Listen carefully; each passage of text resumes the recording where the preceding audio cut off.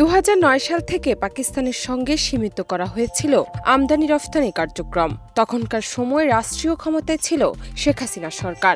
তবে এখন সেই সরকারের পতন হয়েছে। ক্ষমতার এই পালাবদলে ফের পাকিস্তানের সঙ্গে স্বাভাবিক হতে শুরু করেছে বাংলাদেশের সম্পর্ক।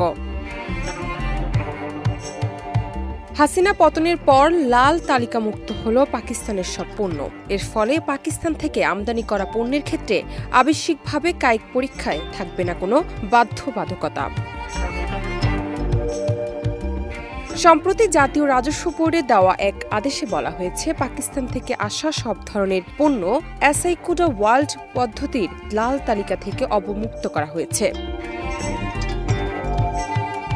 আদেশে বলা হয়েছে, পাকিস্তান থেকে আগত সব পণ্যের চালান ন্যাশনাল সিলেক্টিভ ক্রাইটেরিয়ায় শতভাগ কায়িক পরীক্ষার জন্য নির্বাচিত হচ্ছে। ফলে লাল তালিকা থেকে অবমুক্তকরণে অ্যাসিস্ট্যান্ট বা ডেপুটি কমিশনার পর্যায়ের কর্মকর্তাদের অধিক সময় ব্যয় হচ্ছে।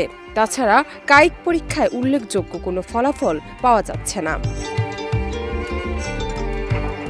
আদেশে আরও বলা হয়, পাকিস্তান থেকে আসা সব ধরনের পণ্যের চালান ন্যাশনাল সিলেক্টিভিটি ক্রাইটেরিয়ার বাইরে থাকবে। তবে লোকাল ক্রাইটেরিয়ার আওতায় সময়ে সময়ে ঝুঁকি বিবেচনায় পণ্যভিত্তিক রিস্ক ম্যানেজমেন্ট ব্যবস্থা চালু রাখতে বলা হয়েছে কাস্টমস হাউসগুলোকে।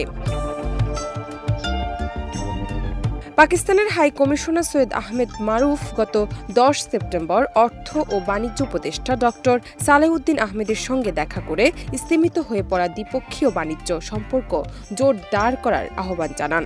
দেশটির অনুরোধে এবার পাকিস্তান থেকে আসা পণ্য লাল তালিকামুক্ত করার পদক্ষেপ নিল অন্তর্বর্তীকালীন সরকার। ডেস্ক রিপোর্ট, দেশ রূপান্তর।